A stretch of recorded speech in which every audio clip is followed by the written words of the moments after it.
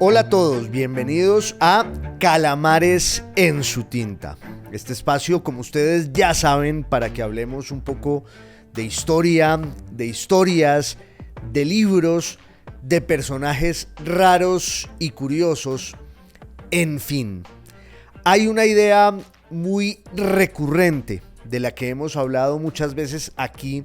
según la cual la historia se está repitiendo todo el tiempo. Hay quienes buscan de manera desesperada, casi obsesiva, los reflejos que pueda haber en el presente de lo que ocurrió en el pasado, como para estar estableciendo no solo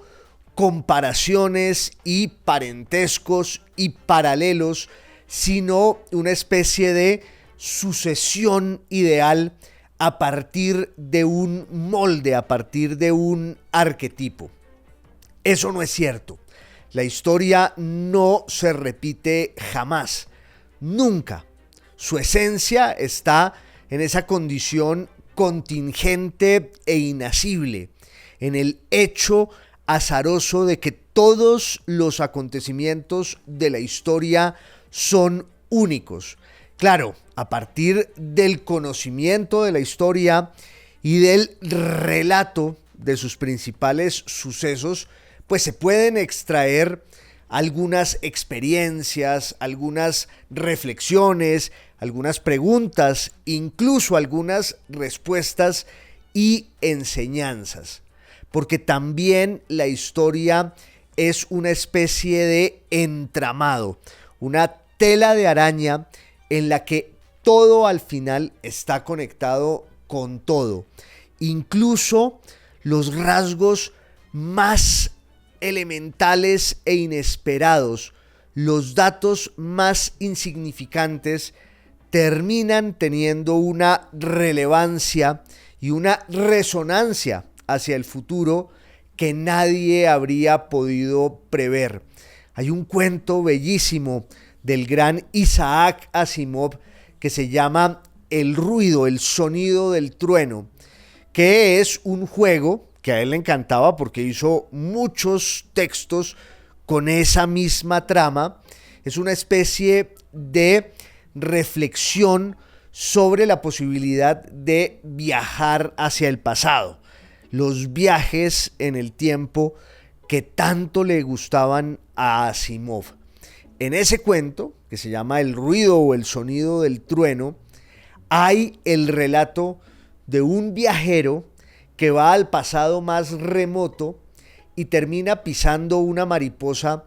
y ese hecho que parece insignificante, pues cambia para siempre el curso de civilizaciones enteras. Puede ocurrir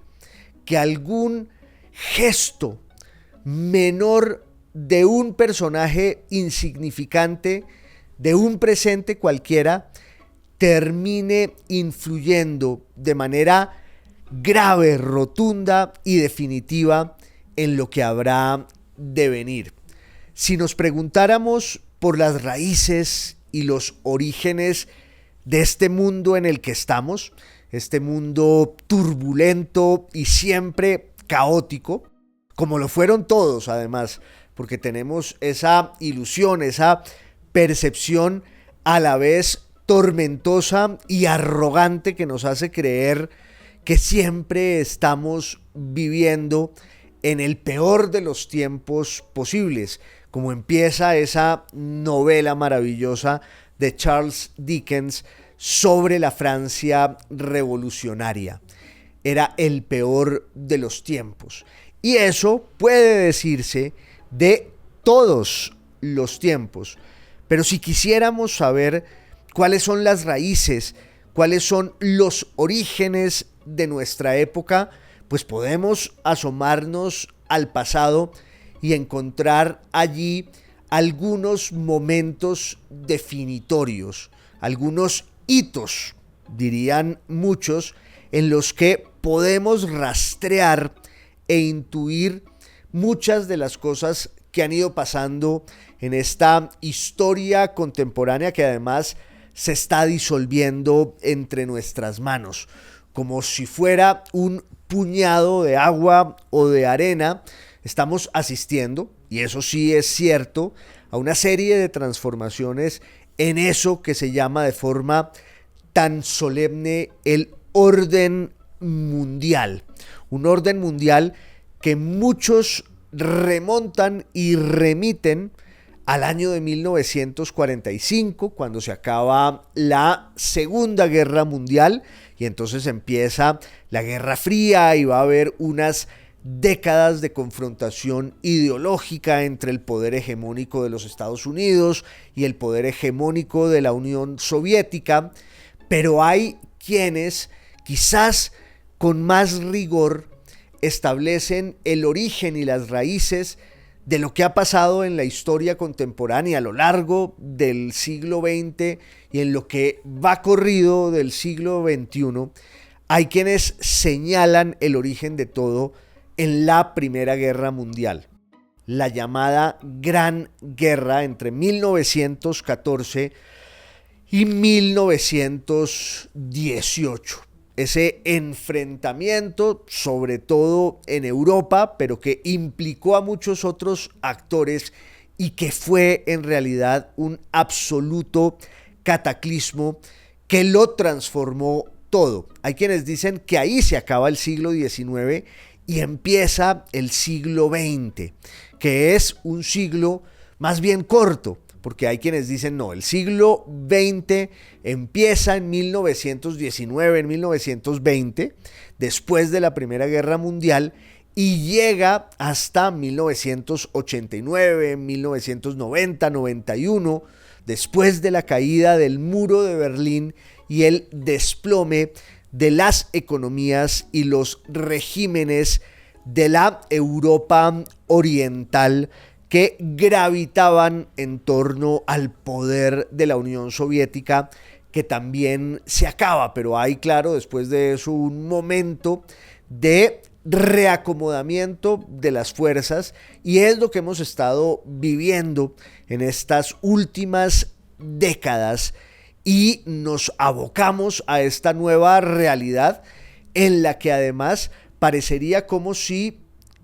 la tentación autoritaria se hubiera impuesto de nuevo y hubiera una quiebra, la bancarrota de los ideales y los principios del orden liberal y democrático, con toda su hipocresía y todas sus promesas fallidas. Pero si uno fuera más allá de la Primera Guerra Mundial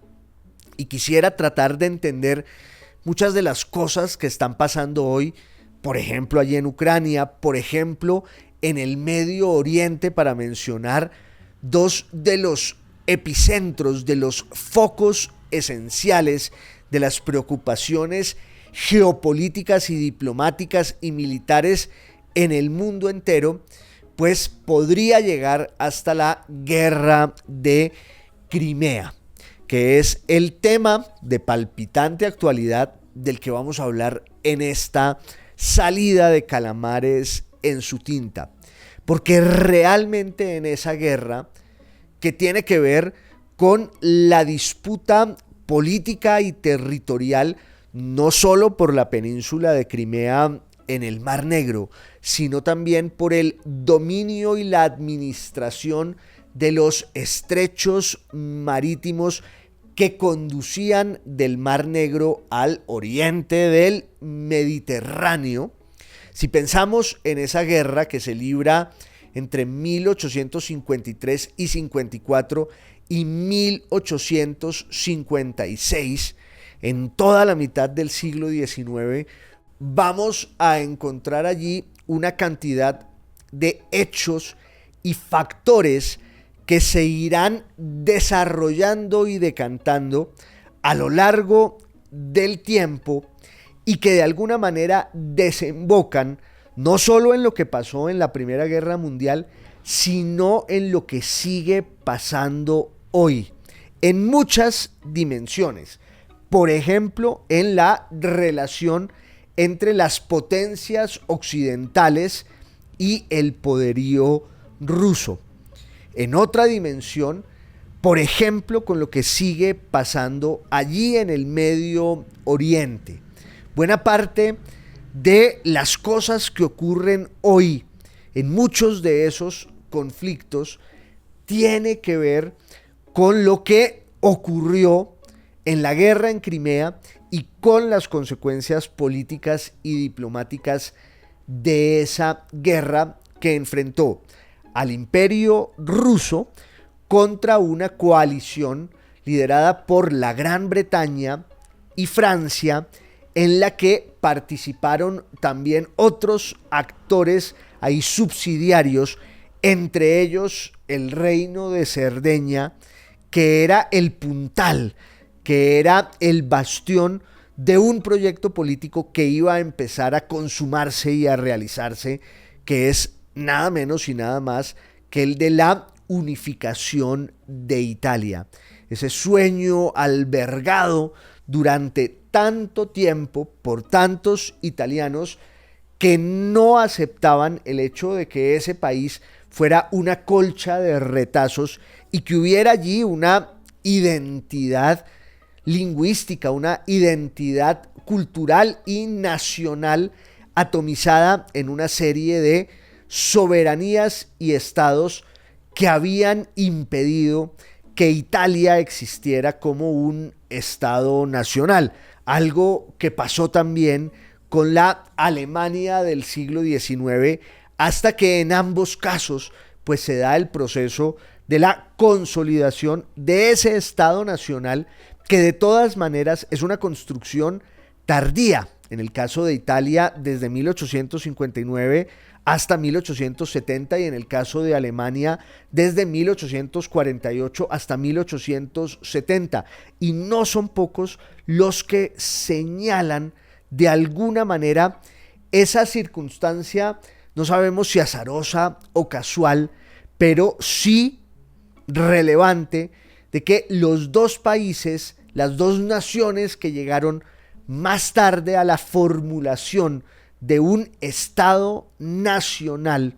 en Europa, pues fueran también la matriz de las expresiones totalitarias de derecha que iban a hacer su irrupción en los años 20 y en los años 30 del siglo XX. Porque ahí pues está el origen en Italia del fascismo y en Alemania del nazismo. Pero no nos vayamos por las ramas, no abramos tantos paréntesis, no nos distraigamos tanto, aunque la historia pues tiene ese encanto y esa gracia, y es que la historia es también siempre una sucesión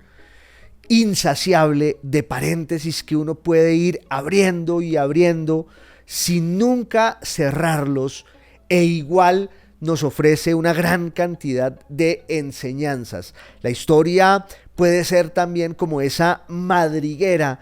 del conejo de Alicia en el País de las Maravillas, por la cual nos vamos, nos metemos y caemos en un abismo que nos va abriendo sus puertas hacia otros temas cada vez mejores, que van confluyendo en una resonancia que al final nos permite tratar de entender un poco mejor, tratar de narrar con cierto orden eso que ocurrió en el pasado, y también poder cultivar nuestra sensibilidad para pensar y comprender cómo vivieron aquellos que nos antecedieron. Pero, ¿por qué ocurre la guerra en Crimea? También hay unos antecedentes para ese conflicto. Entre 1814 y 1815 hay un gran congreso diplomático en la ciudad de Viena para que los grandes estadistas de las potencias europeas que habían estado enfrentadas contra Napoleón Bonaparte, que era esa fuerza de la naturaleza y cuyo gran ejército sacudió el destino de Europa durante 20 años y llegó a tenerlo en sus manos. Y eso pues puso en jaque a todos los viejos poderes del antiguo régimen en la Europa que estaba haciendo el tránsito entre el siglo XVIII y el siglo XIX, pero ese era también un tránsito político y cultural iluminado por el fuego de las grandes revoluciones que se estaban dando, las revoluciones que le dan origen también a la modernidad en un sentido un poco más restringido, porque uno puede pensar en la modernidad como algo que empieza en el siglo XV o XVI, pero si pensamos en términos políticos, pues la modernidad también está en esa sociedad europea que se va expandiendo y que va irradiando esos valores del liberalismo, de la democracia, del triunfo del capitalismo, y eso tiene una expresión política en las revoluciones que se van dando a finales del siglo XVIII y a principios del siglo XIX, la revolución industrial, la revolución francesa, para no hablar de lo que estaba pasando en América con la revolución en lo que hoy llamamos los Estados Unidos, que es tan importante como la revolución francesa en términos políticos, o la revolución haitiana. Pero finalmente Europa está en esa tensión entre el triunfo del proyecto revolucionario encarnado en el poder del ejército apabullante y descomunal de Napoleón, que va a someter a Europa durante una larguísima década en la que este artillero corso pues parecía infalible y llegó a proclamarse el mismo emperador de los franceses y fue el árbitro de la suerte de la vieja Europa durante 20 años. Pero eso se acaba entre 1814 y 1815 y los damnificados de Napoleón se reúnen en Viena, que era una ciudad pues que entrañaba el simbolismo de haber sido quizás la encarnación ancestral y solemne de todos los valores más reconcentrados, más acendrados, se diría antes, del antiguo régimen, de los viejos principios de esas monarquías que de alguna manera remontaban su autoridad y su poder a la voluntad divina. Finalmente, en el Congreso de Viena se toman unas decisiones por parte de las grandes potencias europeas para crear un equilibrio político y diplomático entre todos los actores que estaban allí, que eran Rusia, Prusia, Francia, la Gran Bretaña un poco desde afuera, como siempre, con un pie en el continente y su alma, obvio, en esa condición insular que ha marcado su forma de ser durante siglos.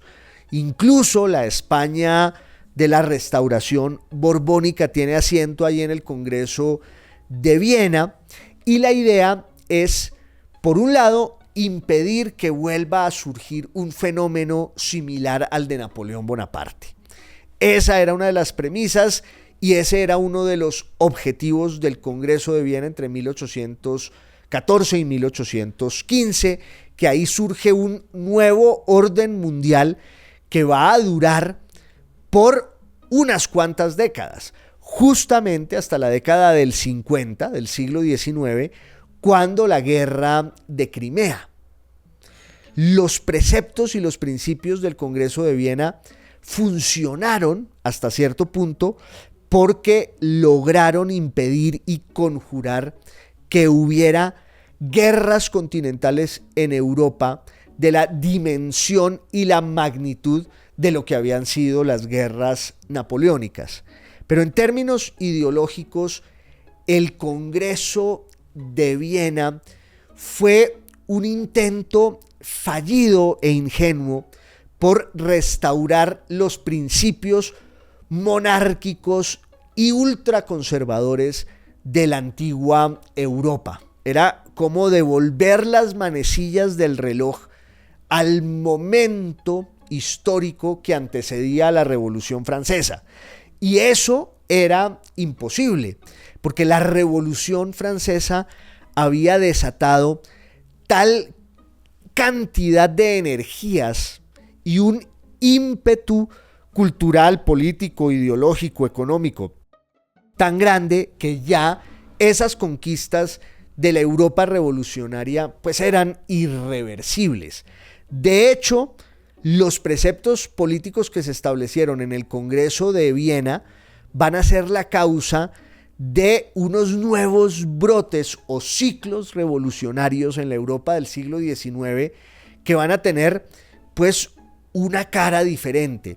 porque en 1830 va a haber una serie de levantamientos burgueses en los que las burguesías van a decir, bueno, nosotros jalonamos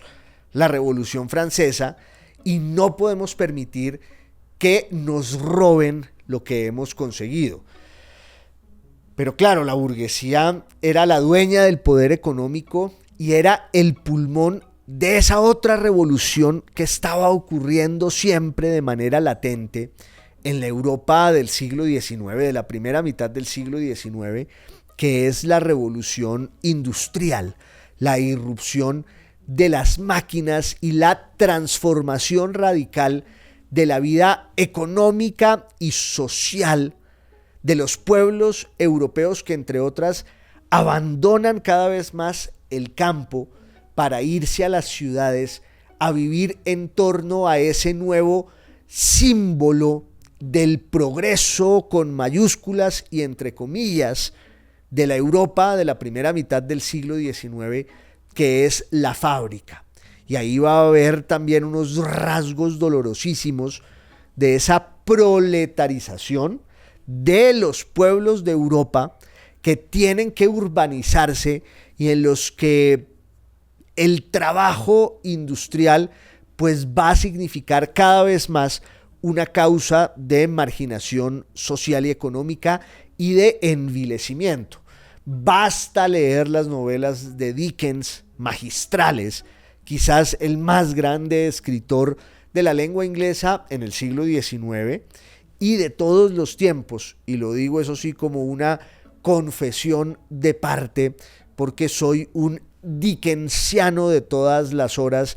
y siento por el maestro una adoración sin límites, pero en las novelas de Dickens hay un reflejo de esa transformación que se está dando en la Europa de los años 30, de los años 40, también cuando uno piensa en las novelas francesas de aquel tiempo, en los textos, por ejemplo, de Víctor Hugo,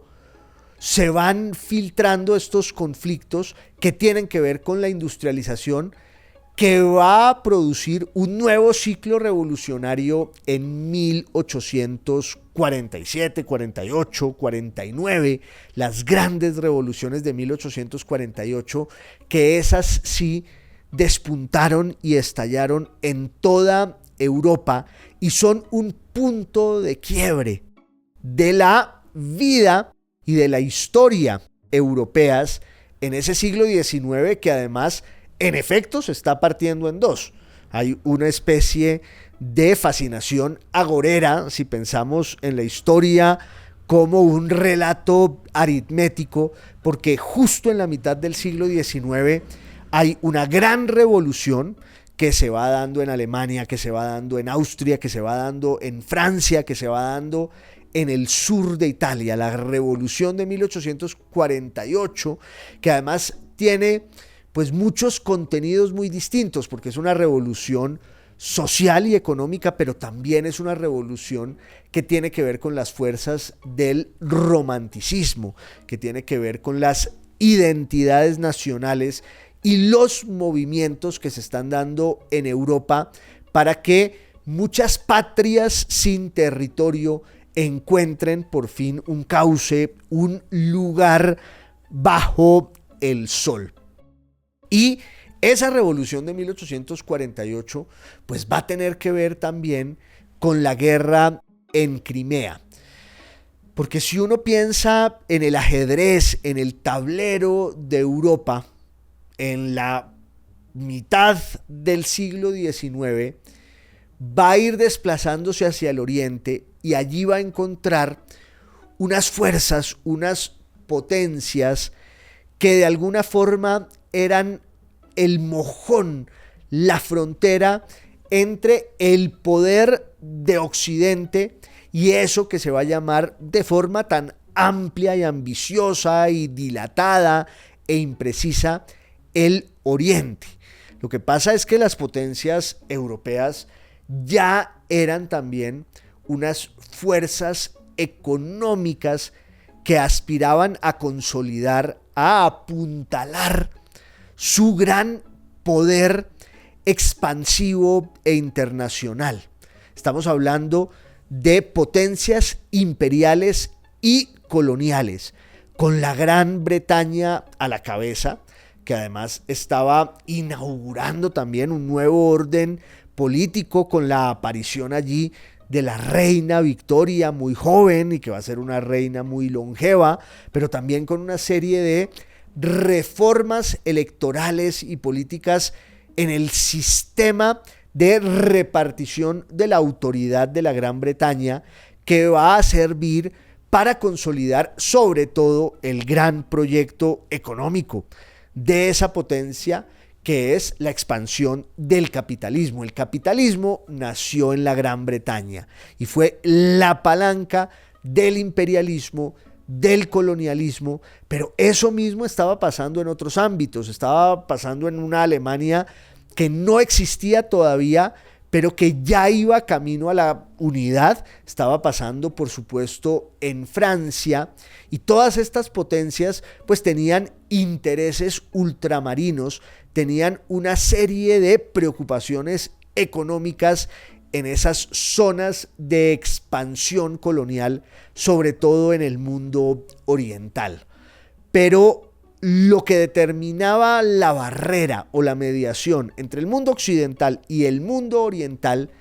era la presencia allí, en esa zona de frontera de la Europa oriental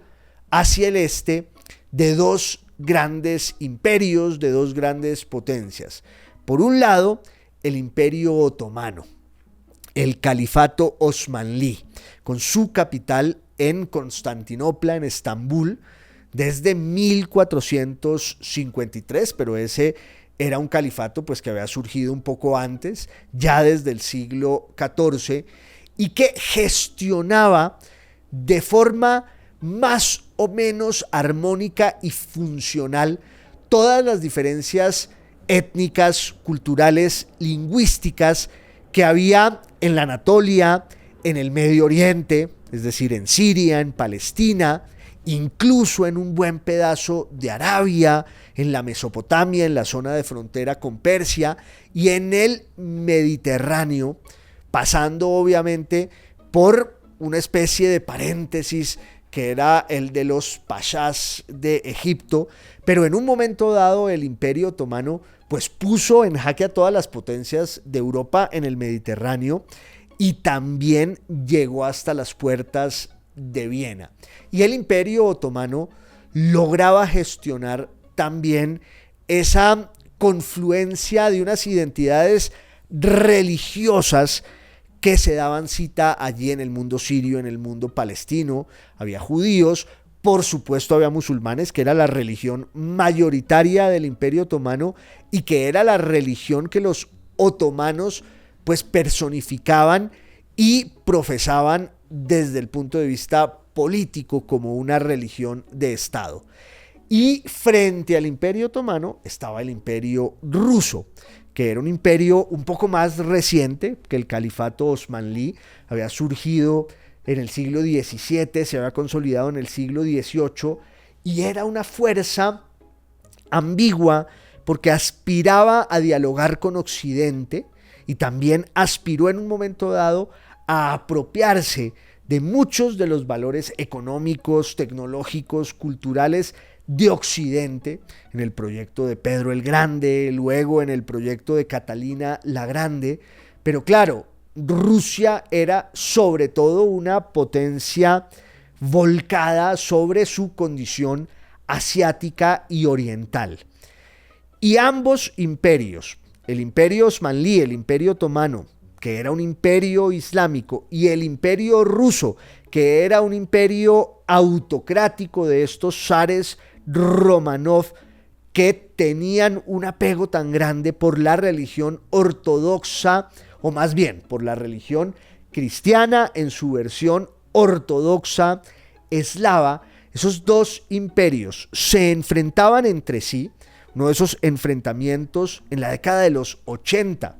del siglo XVIII lleva a que Rusia se apropie de manera absoluta y completa de la península de Crimea, ahí en el Mar Negro, que era un viejo kanato tártaro. Los habitantes de Crimea eran los llamados tártaros, que en realidad era una suma de griegos y de turcos, pero esa población fue purgada en tiempos de Catalina la Grande, en la década de los 80 del siglo XVIII, y fue rusificada. Y a partir de ese momento, a partir del siglo XVIII, de las últimas décadas del siglo XVIII, la península de Crimea va a ser un territorio de expansión de la cultura y de la identidad imperial zarista de Rusia. Entonces había un enfrentamiento entre el imperio ruso y el imperio turco en el siglo XVIII, en el siglo XIX, y ambos imperios a su vez pues dialogaban y se enfrentaban en una serie de juegos diplomáticos y militares con las potencias occidentales. Pero todo ese equilibrio tan frágil que de alguna manera va a subsistir entre 1815 y 1853 se va rompiendo también por otro elemento, y es que las potencias de Occidente, de la mano del colonialismo y del imperialismo, pues van a empezar a protagonizar un crecimiento económico, tecnológico, material y militar que se vuelve inalcanzable. Empieza a romperse esa ecuación o esa especie de equilibrio más o menos armónico en las condiciones materiales y tecnológicas y económicas entre las distintas potencias que se jugaban la suerte del mundo entre Occidente y Oriente. El occidente europeo y también el occidente americano, con los Estados Unidos a la cabeza, empieza a protagonizar un auge tal que se da un gran desbalance entre el mundo oriental y el mundo occidental. Y por eso, en ese momento, Occidente se impone en el mundo entero. Llega China, llega a la India, y la superioridad material, tecnológica y militar y económica de Occidente pues resulta incontrastable. No hay pueblo que pueda hacerle frente a ese poderío en el que Occidente también termina doblegando a los propios turcos, por no hablar de los persas, e incluso a los rusos. Y ahí se iban fraguando las circunstancias en las que la guerra de Crimea pues se va volviendo un conflicto inevitable. También en Europa habían pasado muchas cosas. En Francia, por ejemplo, con la Revolución de 1848, llegó al poder por la vía democrática, en el escenario de unas elecciones populares, cuando se da la abdicación del último rey borbónico de Francia, que es Luis Felipe de Orleans. Con las revoluciones de 1848, Luis Felipe, que había sido una especie de solución transaccional en la revolución de 1830, que es el desmonte del absolutismo borbónico, y un sobrino marginal de esa dinastía. El padre de Luis Felipe había sido un personaje pues muy excéntrico y delirante, que se plegó a los ideales de la revolución contra su propia estirpe, pero al final Luis Felipe de Orleans llega a ser una especie de rey democrático y constitucional entre 1830 y 1848, pero en el levantamiento de 1848 la monarquía francesa cae, se proclama la república y es elegido como presidente de la República un sobrino de Napoleón Bonaparte, Luis Napoleón Bonaparte. Y este personaje, a la vuelta de unos pocos años, logra calibrar y manipular todas las fuerzas y va a liquidar la República que lo había honrado como presidente y, como lo había hecho su tío, se va a convertir en emperador de los franceses desde 1852, como Napoleón III, que tenía una muy buena relación, entre otras cosas, con la reina Victoria. Y claro, había una pugna entre Francia y la Gran Bretaña, pero también había una necesidad de consolidar sus intereses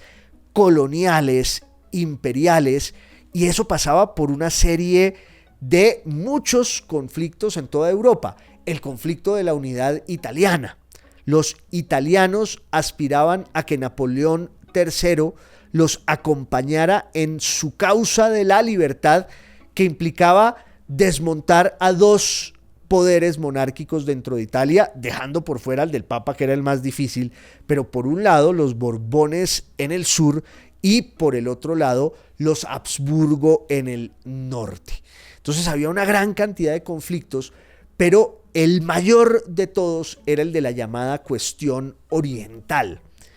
La decadencia ya imparable,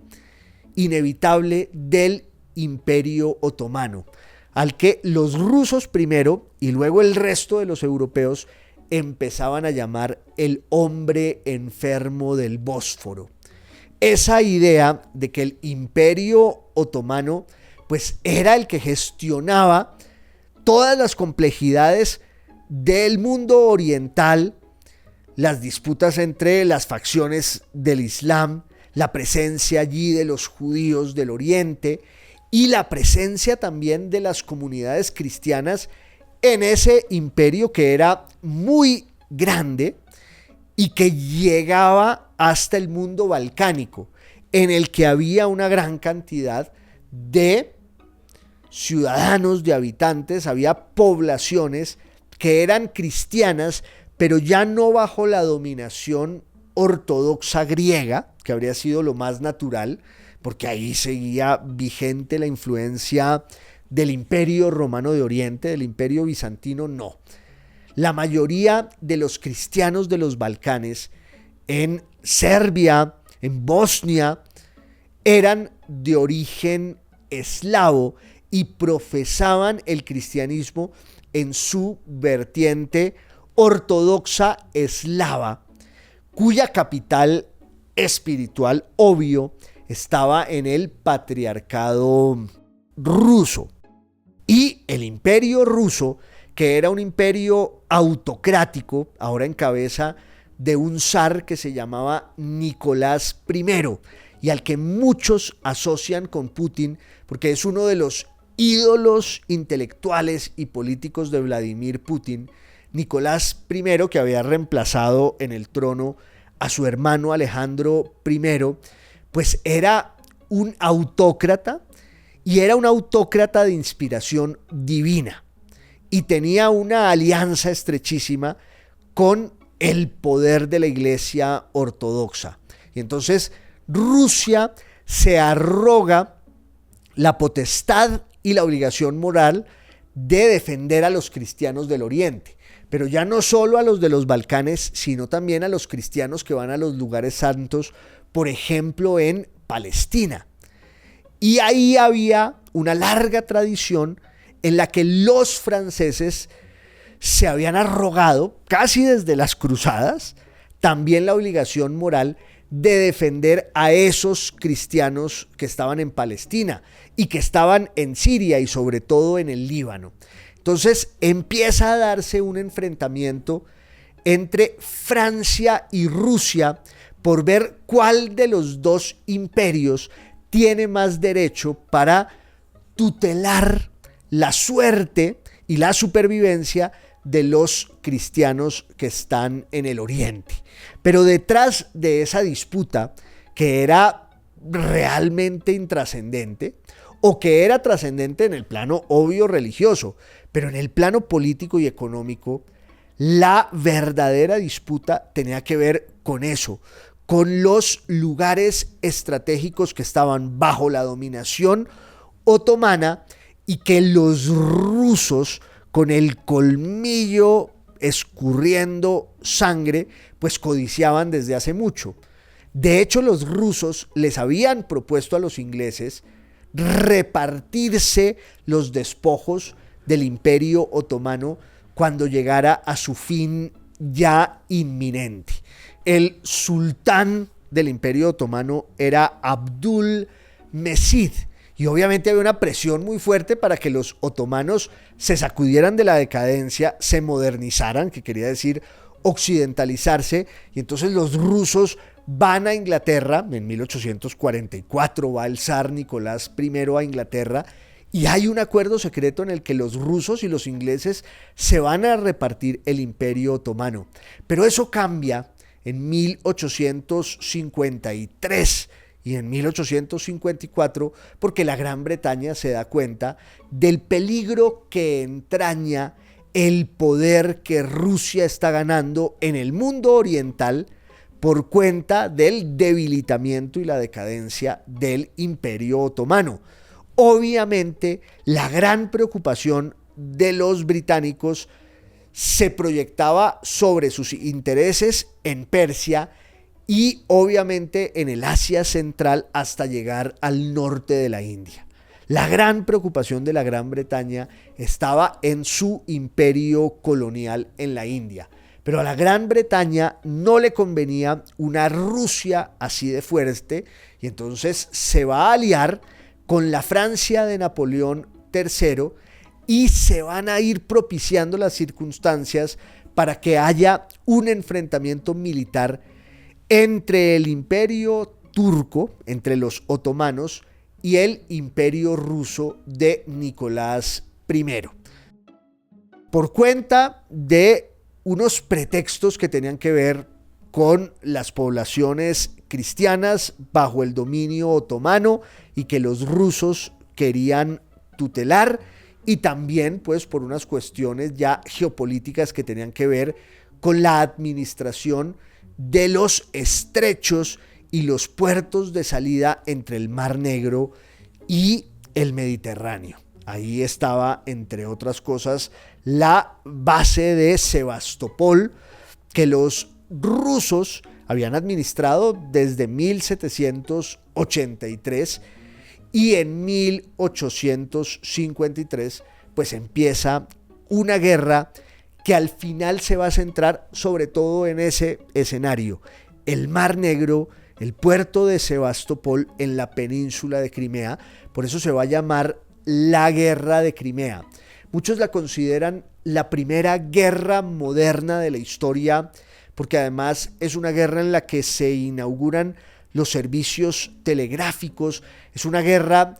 que deja ver todo el progreso y todo el avance material del industrialismo. Es una guerra que por eso mismo empieza a tener unas consecuencias devastadoras en cuanto a las bajas, las muertes, la enfermedad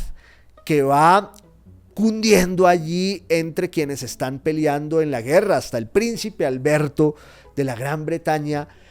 fue a esa guerra en la que Inglaterra y Francia, unidas con el Imperio Otomano, se enfrentan contra Rusia. Y muy pronto también el reino de Cerdeña, que era el puntal de esos intelectuales italianos que querían desalojar a los austriacos del norte y a los Borbones del sur para la unificación italiana. Entonces el cálculo de Cerdeña fue: participamos en la guerra de Crimea y dentro del botín vamos a lograr la unidad de Italia. Austria se mantuvo un poco al margen porque Austria acudió a la protección y a la defensa de sus fronteras orientales, sobre todo con el levantamiento en Hungría frente al Imperio ruso. Los austriacos, ya en cabeza del emperador, que era Francisco José de Habsburgo, que llegó a ser emperador a los 18 años en 1848 y fue emperador hasta 1916. Le tocó la guerra de Crimea, le tocó la revolución de 1848 y le tocó la Primera Guerra Mundial. Pero esas eran las coaliciones y por supuesto Rusia, aislada, marginada, se va quedando por puertas de ese concierto europeo en el que todas las potencias se han unido